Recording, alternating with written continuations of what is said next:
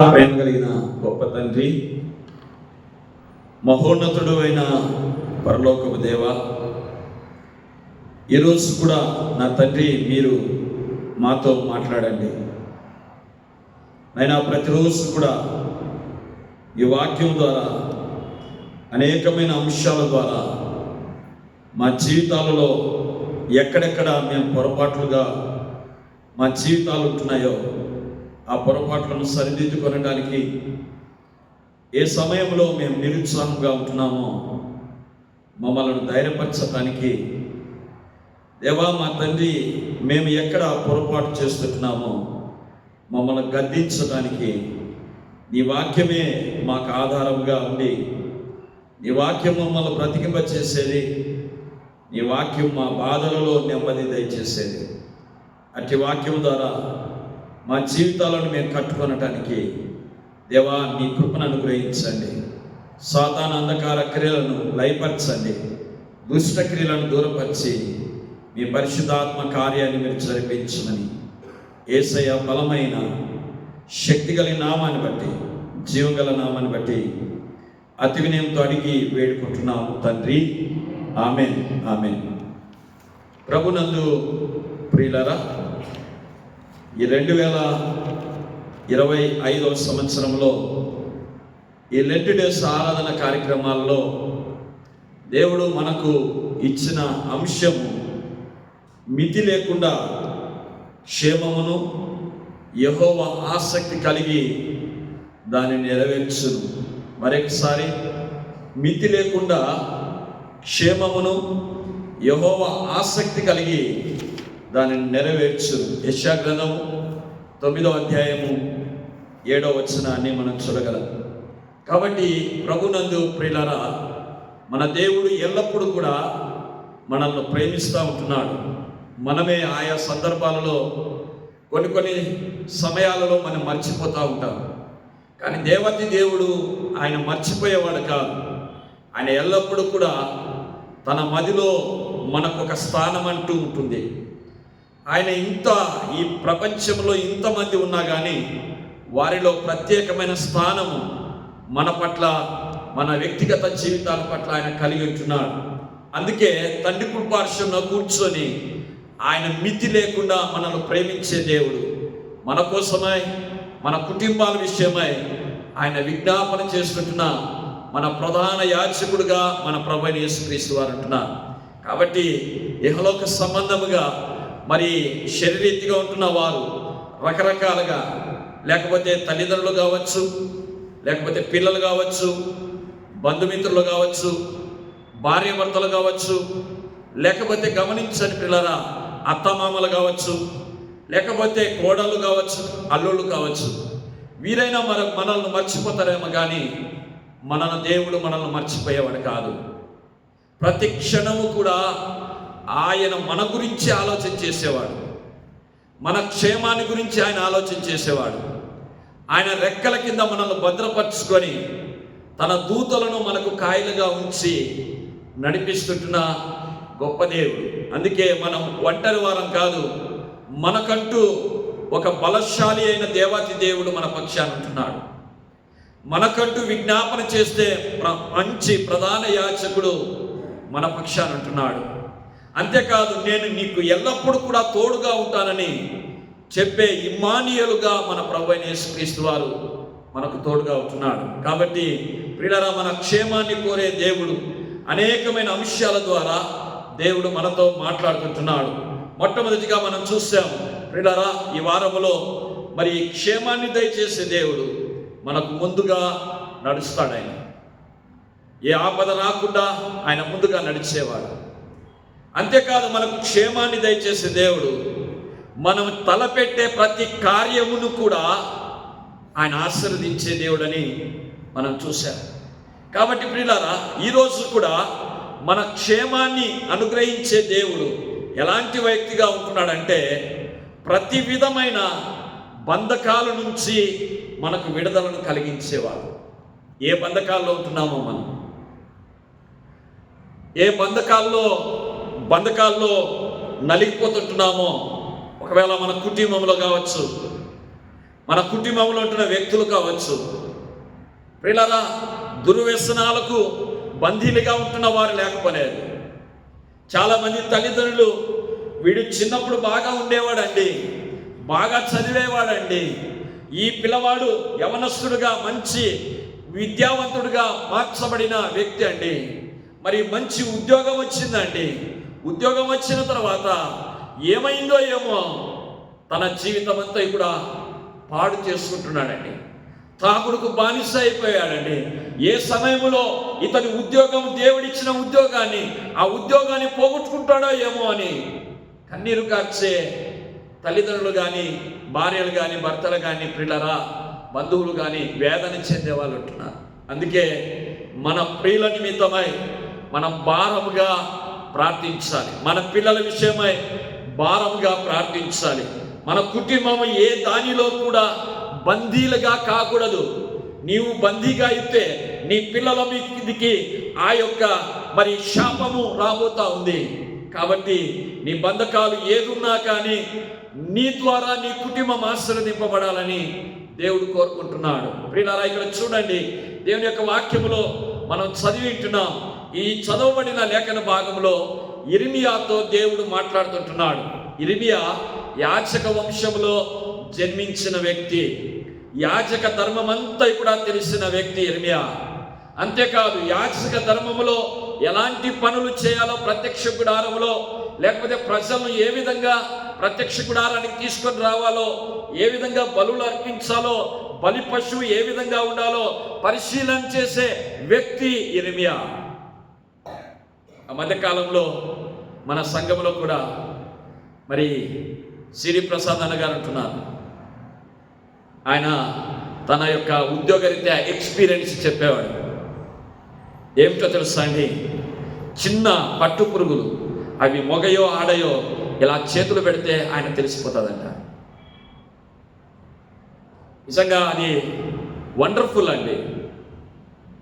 అవి ఎంత ఉంటాయన్న పురుగులు అంటే, చిన్న పురుగులు అయినా కానీ మేము ఇలా చేతి పెడితే ఏవి మొగ పురుగులు, ఏవి ఆడ పురుగులని మేము మా స్పర్శ ద్వారానే మాకు తెలిసిపోతాం. ఎంత జ్ఞానం కదండి. ఇలా మనము ఆ పురుగుల మీద చేయబెడితే మనకు చేత కాదు. వారికి ఉద్యోగరీతిగా అలాంటి జ్ఞానాన్ని దేవుడిచ్చాడు. ఇర్మియాకు కూడా అలాంటి జ్ఞానం ఇచ్చాడు.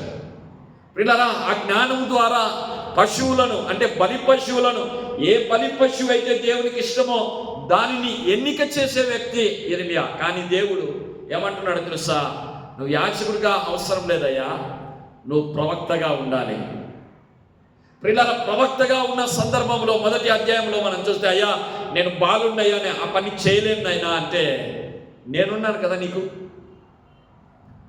నేనుంటున్నాను కదా అని ధైర్యపరిచిన దేవుడు. ఈరోజు మనం కూడా కొన్ని సందర్భాలలో నిరుత్సాహపడతా ఉంటాం. ఈ పని మేము చేస్తామో లేదో, అసలు ఈ పని మాకు చేతవుతుందో లేదో అని. ప్రియులారా, గమనించండి, మన దేవుడు మన పక్షాన ఉంటున్నాడు, మన క్షేమాన్ని కోరుకున్న దేవుడు. మనం ఏ పని చేయాలనుకున్నా కానీ ధైర్యముగా మనం చేయాలి. ఇర్మియా దేవుడు ధైర్యపరిచిన దేవుడు ఇర్మియాను. ఈరోజు నిన్ను ధైర్యపరచడా, నీ కుటుంబాన్ని ధైర్యపరచడా? ప్రియులారా, గమనించండి, ఇర్మియాను ఆ విధంగా ప్రవక్తగా వాడుకుంటుండగా, ఎందుకు ప్రవక్తగా దేవుడు ఇర్మియాను వాడుకుంటున్నాడంటే, అప్పటి ప్రజలు చాలా భయంకరమైన ప్రజలుగా ఉన్నారు. దేవునికి వ్యతిరేకంగా జీవించేవారు, దేవుని ధిక్కరించేవారు, దేవుని యొక్క వాక్యాన్ని ఉల్లంఘించేవారు, దేవుని యొక్క వాక్యాన్ని శ్రద్ధగా వారు ఆలకించరు, దేవుని యొక్క వాక్యాన్ని శ్రద్ధగా వాటిని పఠించరు, నామకార్థంగా ఉంటున్నారు. ఇంకోటి ఏంటో తెలుసండి, ఇశ్రాయేల్ ప్రజల్లో చాలా గర్వం ఏమిటంటే, మేము అబ్రహాము సంతానం అని. వాళ్ళలో ఉంటున్న గర్వము, మాకు ధర్మశాస్త్రం అంతా తెలుసు అని వారు అనుకుంటారు. అందుకే శాస్త్రులు, పరిచయులు యేసు ప్రభు వారిని ఏదో ఒక విధంగా తప్పులు పట్టాలని రకరకాలుగా ప్రయత్నం చేసేవారు. కానీ యేసు ప్రభు వారు చాలా క్విక్గా వారు చెప్పిన మాటకు సమాధానం ఇచ్చేవాడు. ఈరోజు మనము కూడా చాలా క్విక్గా క్రైస్తవ బిడ్డలుగా మనం ఉండాలి. ఎవరికి ఎలాంటి సమాధానం ఇవ్వాలో ఆ సమాధానం ఇవ్వాలి, కానీ వ్యర్థమైన మాటలు మాత్రం మనము మాట్లాడకూడదు, వ్యర్థముగా తర్కించకూడదు. ప్రియులారా గమనించండి, ఆ తర్కవాదం ద్వారానే రకరకాలైన ముప్పులు రాబోతూ ఉన్నాయి. కాబట్టి దయచేసి గమనించండి పిల్లారా, దేవుని యొక్క వాక్యాన్ని ఉన్నది ఉన్నట్టుగా మనం చెప్పాలి. వాక్యంలో ఉంటున్న ఉన్నది చెప్పాలంటే వాక్యం చదవాలి, మనం వాక్యంలో ఉంటున్న విషయాలు మనం తెలుసుకోవాలి. ఎలాంటి వారు ఎలాంటి ప్రజలతో మనం మాట్లాడాలనేది జ్ఞానం కలిగి ఉండాలి. సరే ప్రియులారా, ఈ యొక్క ఇర్మియాతో దేవుడు మాట్లాడుతూ ఉంటున్నాడు. ఇర్మియా నువ్వు ప్రవక్తగా ఉండాలంటే అప్పటి ప్రజలు చాలా భయంకరులుగా ఉన్నారు కదా, ఆ భయంకరుల ప్రజల మధ్య ఇర్మియా ప్రవక్తగా ఉంటూ యథార్థంగా జీవించాలి. అంతేకాదు ప్రజల నిమిత్తమై చాలా ప్రయాసపడాలి. అందుకే ఇర్మియా గ్రంథకర్తను మరి ప్రవక్తను మరి యొక్క పేరు ఉంది, అదేమిటంటే కన్నీరు కార్చే ప్రవక్త. చాలామంది ప్రవక్తలు ఉన్నారు, కానీ కన్నీరు కార్చి ప్రతి దానికి కూడా కన్నీటితో దేవుని దగ్గర అభిషేకం చేసేవాడు, కన్నీటితో తన యొక్క ప్రార్థన సమర్పించేవాడు. ఈరోజు నా ప్రియ సహోదరి సహోదరా, ఏ సమస్య అయినా కానీ, ఏ బలహీనత అయినా కానీ, నీ కుటుంబంలో ఉంటున్న బాధ ఏదైనా కానీ, మనం చేయవలసిన పని ఏమిటో తెలుసా? వాటిని ఎదిరించడం కాదు, కానీ దేవుని సన్నిధానంలో కూర్చొని కన్నీటితో మనం ప్రార్థించాలి. నీ భర్త విషయం కన్నీటితో ప్రార్థించు, నీ భార్య విషయం కన్నీటితో ప్రార్థించు. ఏ బంధకాల్లో ఉంటున్నారో నీ పిల్లల విషయమై ప్రార్థించు కన్నీటితో. ఏ బంధకాల్లో ఉన్నారో నీ పిల్లలు, నీ ఇంటిలో ఉన్నప్పుడు బాగానే ఉన్నారు, బయటికి వెళ్ళిన తర్వాత వారి యొక్క ప్రవర్తన ఏ విధంగా ఉందో, వారి యొక్క జీవితాల విషయమై భారంగా మనం ప్రార్థన చేయాలండి. పిల్లలు వారి యొక్క ప్రవర్తన విషయమై, భవిష్యత్తు విషయమై కన్నీటితో ప్రార్థన చేయాలి. నీ కన్నీటి ప్రార్థన వ్యర్థము కాదమ్మా, నీ కన్నీటి ప్రార్థన వ్యర్థము కాదయ్యా. ప్రతి అందరి యొక్క కన్నీటి ప్రార్థనకు దేవాతి దేవుడి జవాబు దయచేసే దేవుడు. ఇక్కడ చూడండి పిల్లరా, ఇర్మియా ప్రవక్తగా ఉంటూ కన్నీరు కార్చి ప్రార్థించే ప్రవక్త. ఇతడు కూడా ఏదో సమస్య చేత ఉన్నాడు, ఏదో బలహీనత చేత ఉన్నాడు, ఏదో నిరుత్సాహం అనే పరిస్థితులలో ఉంటున్నాడు. అంత భారంగా ప్రార్థించే వ్యక్తి ఇక్కడ మరి ఇర్మియా ఎందుకో బందీగా ఉంటున్నాడు. దేని విషయంలో బందీగా ఉంటున్నాడో, దేని విషయంలో బలహీనంగా ఉంటున్నాడో, ఆ బలహీనతను దేవుడు ఎత్తి చూపుతుంటున్నాడు. ఈ 15వ అధ్యాయంలో ఏమంటున్నాడంట? దయచేసి 19వ వచనం చూడండి. కాబట్టి యెహోవా సెలవిచ్చెను, నీవు నా తట్టు తిరిగినట్లు. ప్రియులారా గమనించండి, అంటే కొన్ని సందర్భాలలో ఇర్మియా కూడా వేదనతో, కన్నీటితో, నిరుత్సాహంతో దేవుని వైపు చూడలేకపోతుంటున్నాడేమో. ఈరోజు చాలామంది మరి ఇర్మియా అంత పెద్ద ప్రవక్తనే దేవుని దగ్గర బలహీనుడిగా కనిపిస్తూ ఉంటే, ప్రియులారా ఈ రాత్రికాల సమయంలో మనము ఎలాంటి వారమో ఒకసారి ఆలోచించేద్దాం. దేవుడు మనల్ని గురించి కూడా మాట్లాడుతుంటున్నాడు. ఏమంటున్నాడో తెలుసా? నువ్వు మనుషుల వైపు తిరుగుతూ ఉన్నావు, సమస్యలు వచ్చినప్పుడు మనుషుల దగ్గరికి వెళ్తూ ఉంటున్నావు, సమస్యలు వచ్చినప్పుడు, బలహీనతలు వచ్చినప్పుడు ఇతరులతో నువ్వు పంచుకొని ఏడుస్తూ ఉంటున్నావు. ఆ ఏడుపు ఏదో దేవుని దగ్గర ఏడుచు,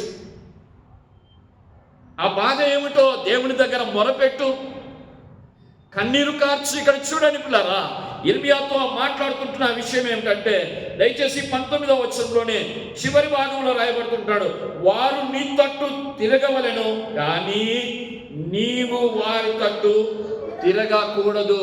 అంటే వారి వలె నువ్వు ప్రవర్తించొద్దు. ఎవరితో మాట్లాడుతున్నాడు దేవుడు? ఇర్మియాతో మాట్లాడుతుంటున్నాడు. ఇర్మియా, నీవు ఏ విధంగా ఉండాలో తెలుసా? స్టెప్ ఫార్వర్డ్గా ఉండాలి. నువ్వు ఏ విధంగా ఉండాలో తెలుసా? చాలా ధైర్యంగా నిలబడాలి. నేను ధైర్యపరిచేవాడను కదా, నువ్వు ధైర్యాన్ని కోల్పోకూడదు, నీవు బలహీనముగా మార్చబడకూడదు, వారి వైపున తిరగకూడదు, నీవే వారిని నీ వైపు తిప్పుకోవాలి.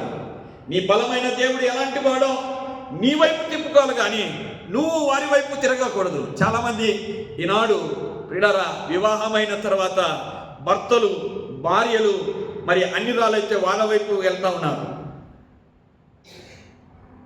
వాళ్ళ వైపే వెళ్తూ ఉన్నారు. కానీ భర్తలు మరి వాళ్ళు స్టాండర్డ్గా నిలబడలేకపోతుంటున్నారు, భార్యలు మరి స్టాండర్డ్గా నిలబడుతుంటున్నారు. కానీ భర్తలు చెప్పిన మాటకు లోబడతా ఉన్నారు, కొంతమంది తిరుగుతూ ఉన్నారు. నా ప్రేమైన వారు గమనించండి, మనము యేసుప్రభు రక్తము చేత కడగబడిన వారము యేసుప్రభులో నిలబడాలి. అంతేగాని మనము ఇతరుల వలె లోకానుసారమైన వ్యక్తుల వలె మన జీవితం ఎంత మాత్రం కూడా ప్రవర్తించకూడదు. లోకానుసారమైన మనుషుల యొక్క ప్రభావం ద్వారా వారి అలవాట్లు మనకు రాకూడదు. మన అలవాట్లు రావాలండి వాళ్ళకు. వాళ్ళ మాటలు మన దగ్గరికి రాకూడదు. మన మాటలు పరిశుద్ధమైన మాటలు వారికి వినిపింప చేయాలి. వ్యర్థమైన మాటలు, లోకానుసారమైన మాటలు రకరకాలుగా మాట్లాడతారు. వాళ్ళ మాటలు కాదు మనం వినవలసింది. అమ్మా నీ కుటుంబం బాగుండాలంటే ఈ పని చేయి, అమ్మా నీ భర్త బాగా కావాలంటే ఈ పని చేయి, అమ్మా నీ పిల్లలు ఎందుకో మరి ప్రతిరోజు కూడా జ్వరం చేత బాధపడుతున్నారు అంటే ఎందుకు బాధపడుతున్నారంటే ప్రార్థన చేస్తున్నామంటే ప్రార్థన చేస్తున్నారు. అట్లయితే ఇంకొక చోటుకు వెళ్ళు, వాడేదో మంత్రించి తాయిత కట్టిస్తాడు. నా ప్రియమైన వారు గమనించండి, దేవుని కన్నా శక్తివంతుడు ఎవరున్నారండి? ఆయన ప్రాణం పెట్టాడు, మరణించినాడు, మరణాన్ని జయించిన దేవుడు అండి. మరణపు యొక్క ముళ్ళును విరిచిన దేవుడు ఆయన. ఆయన పునరుత్థానుడిగా లేపబడిన దేవుడు ఆయన. మన కోసమై బలము కలిగిన దేవుడు, విజ్ఞాపన చేస్తుంటున్న దేవుడు. ఇతరుల మాటలు వినద్దు, ఇతరుల వైపు నువ్వు లోకానుసారంగా తిరగద్దు. లోకం వైపు తిరిగి లోతు భార్య ఉప్పు స్తంభం అయిపోయింది.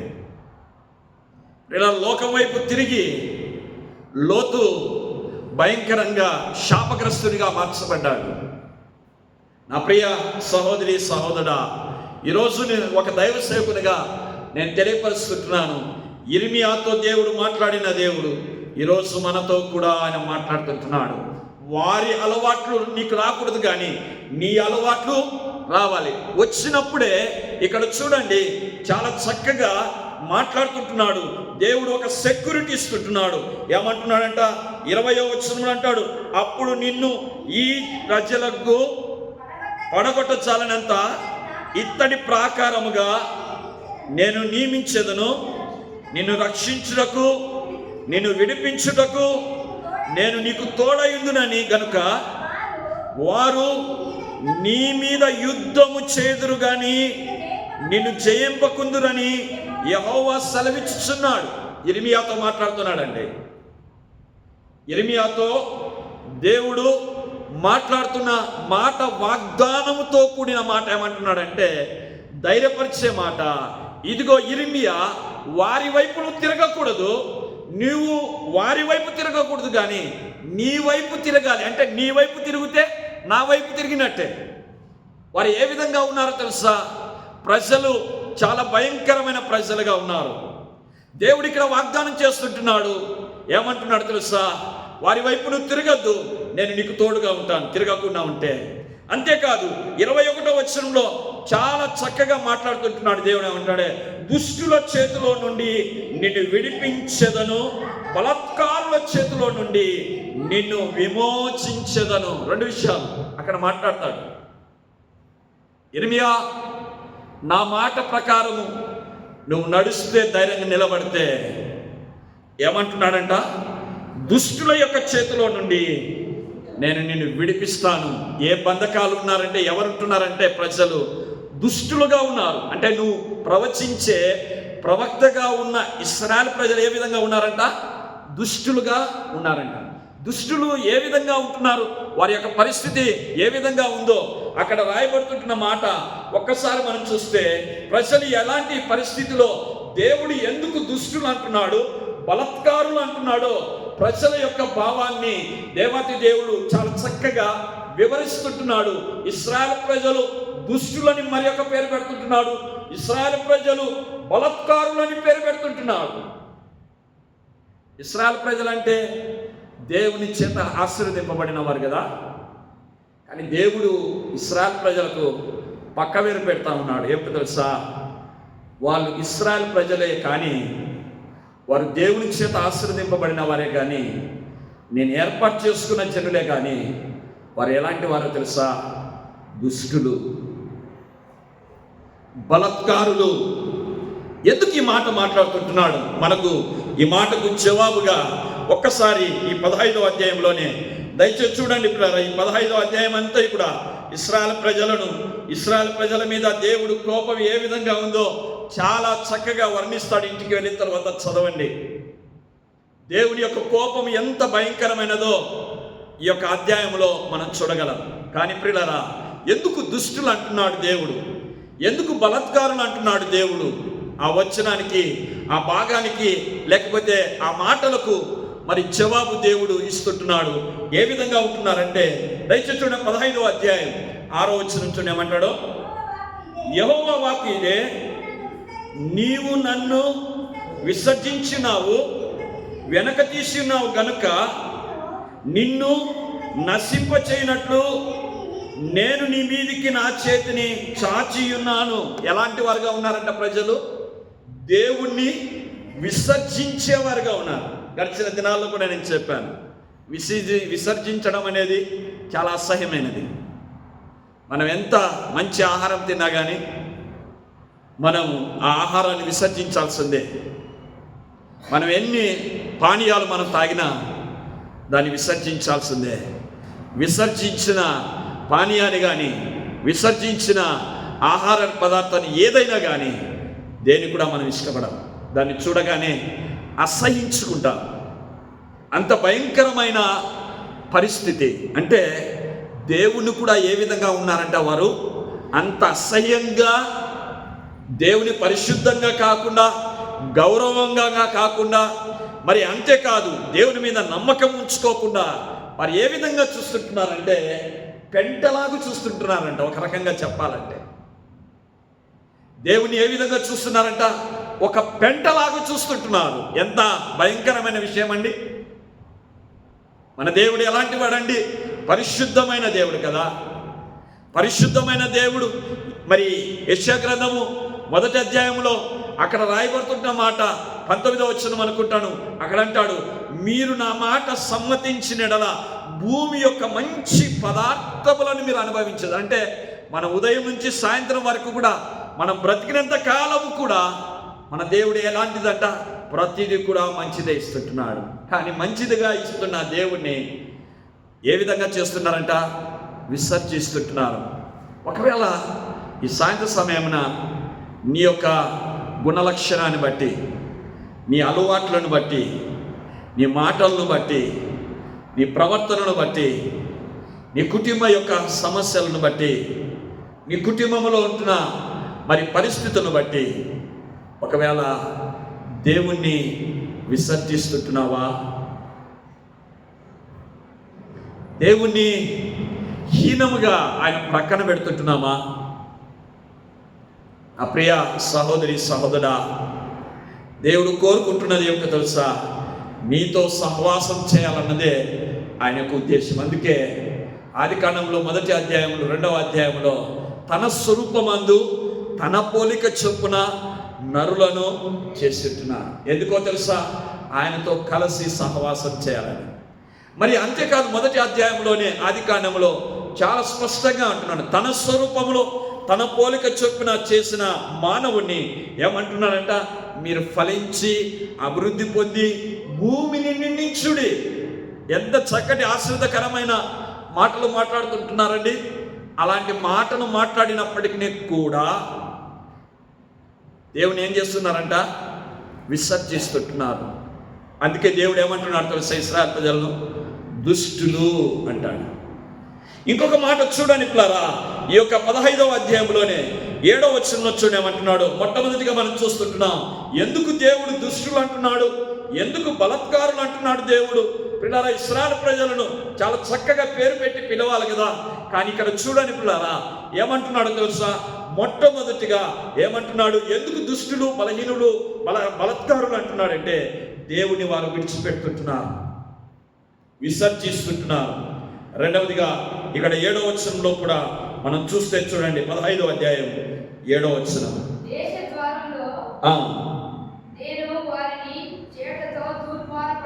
తూర్పాడవచ్చున్నాను, నా జనులు తమ మార్గం నుండి విడిచి నా యొద్దకు రారు. ఎంత బాధపడుతున్నాడండి దేవుడు.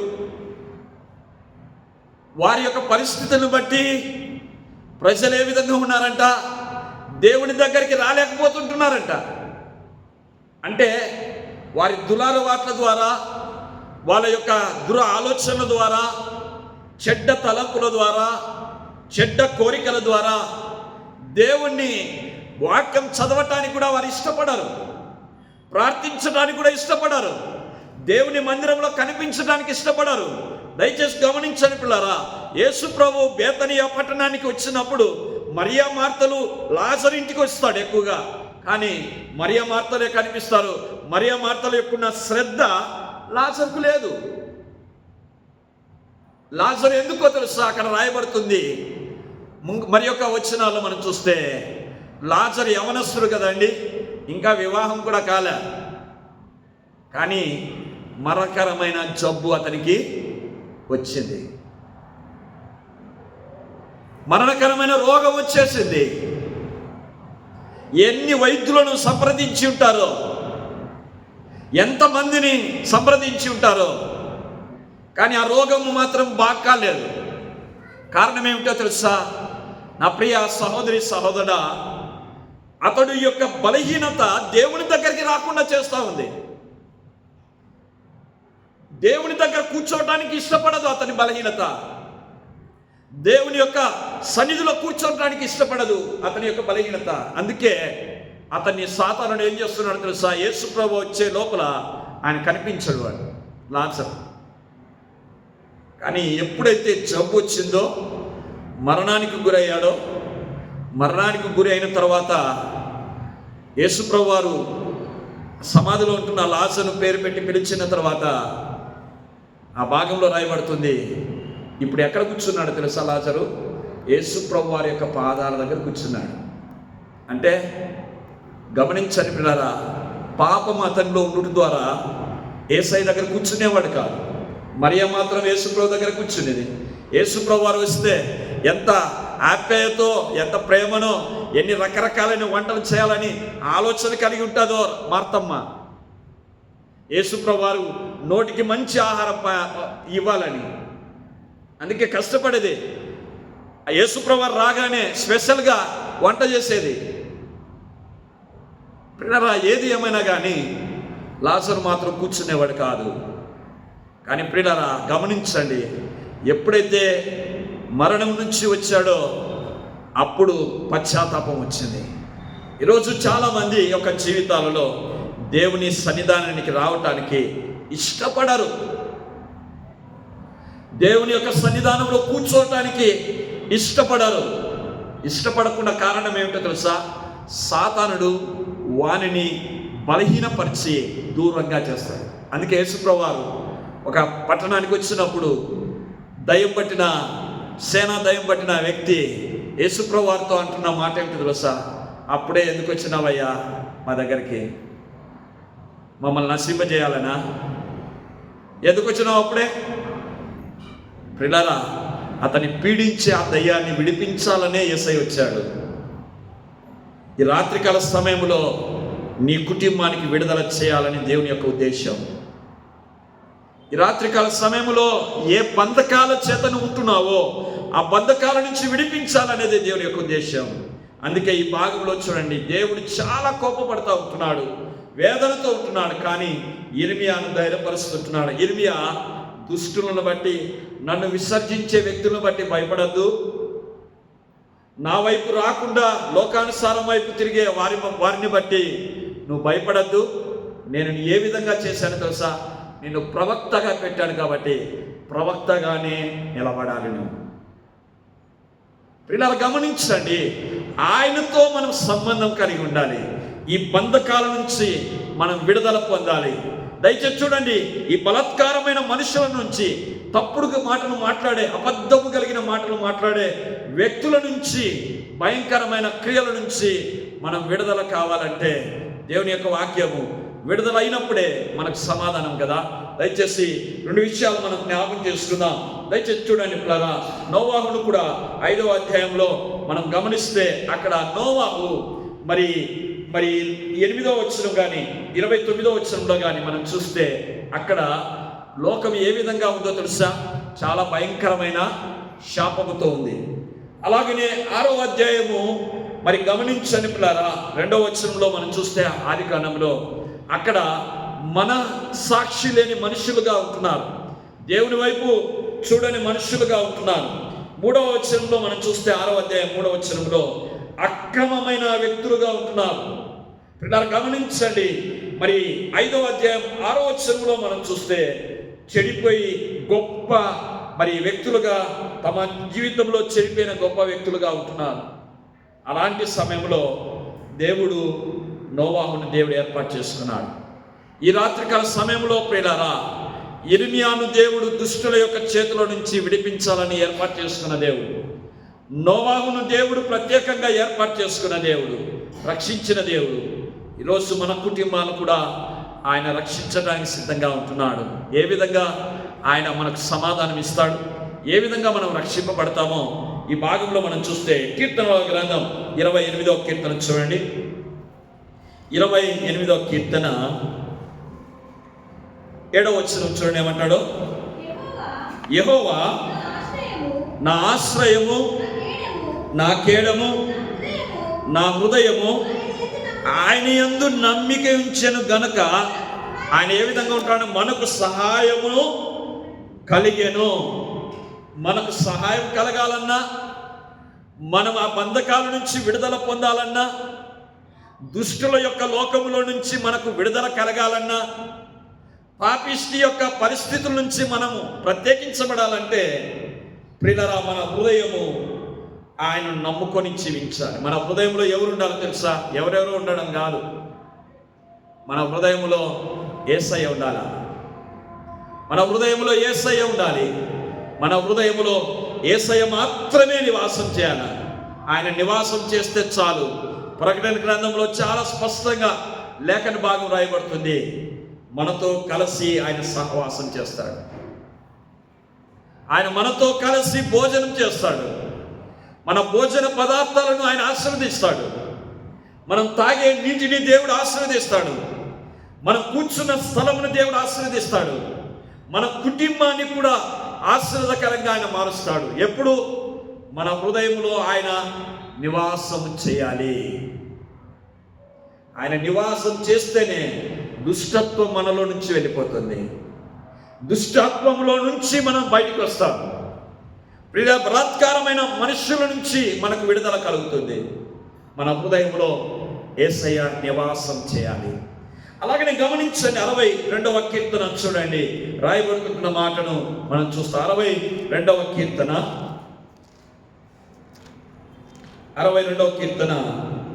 8వ వచనం చూడండి.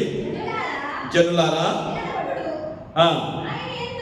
ఆయన యందు ఏం చేయాలంటే నమ్మిక ఉంచుడి, ఆయన సన్నిధిని మీ హృదయములు కుమ్మరించుడి, దేవుడు మనకు ఆశ్రయము. ఇక్కడ 2 విషయాలు చెప్తుంటున్నాడు. మన హృదయము ఆయన ఎదుట కుమ్మరించాలి, నమ్మకంగా జీవించాలి. నోవాహు నమ్మకంగా జీవించాడండి. భయంకరమైన దినాలలో నోవాహు కుటుంబము దేవుని కొరకై నమ్మకంగా జీవించింది. అందుకే నోవాహు కుటుంబము దేవుని ఉగ్రత నుంచి తప్పింపబడ్డారు. నమ్మకంగా జీవించాడు కాబట్టి నోవాహు కుటుంబంలో ఎవరైనా నశించిపోయారండి? ఎవ్వరు నశించిపోలేదండి. కుటుంబంలో ఉంటున్న తన భార్య కానీ, నోవాహు కానీ, తన కుమారులు కానీ, కుమార్తె మరి కోడళ్ళు కానీ ఎవ్వరు కూడా నశించిపోలేదు. మన కుటుంబాల్లో కూడా ఎవ్వరు నశించిపోకూడదు. అందరూ రక్షింపబడాలి. యేసు ప్రభు రక్తం చేత కడగబడాలి. అందరూ కూడా ఆశీర్వదింపబడాలి. మన పిల్లలు మన ద్వారా ఆశీర్వదింపబడాలి. ఆశీర్వదింపబడటానికే, మనల్ని కూడా ఆశీర్వదించటానికే మన ప్రభు యేసుక్రీస్తు వారు ఆయన మరణం ద్వారా ఈరోజు మనం ఆశీర్వదింపబడ్డాం. నా ప్రియ సహోదరి సహోదరా, ఈరోజు మనం ఒక నిర్ణయం తీసుకుందామా? ప్రభువా, మరి ఆ యొక్క దుష్టుల చేతిలో నుంచి ఏ విధంగా యెరెమీయాను తప్పిస్తుంటున్నారో, బలాత్కారుల యొక్క చేతిలో నుంచి ఏ విధంగా తప్పిస్తుంటున్నారో, మా కుటుంబం కూడా తప్పింపబడాలి. మా కుటుంబం కూడా మరి రక్షింపబడాలి. మా కుటుంబానికి కూడా నీ యొక్క సన్నిధి మా కుటుంబంలో ఉండాలని అడుగుదామా? దయచేసి తలలు ఉంచండి, కళ్ళు మూయండి, ప్రార్థిస్తాం.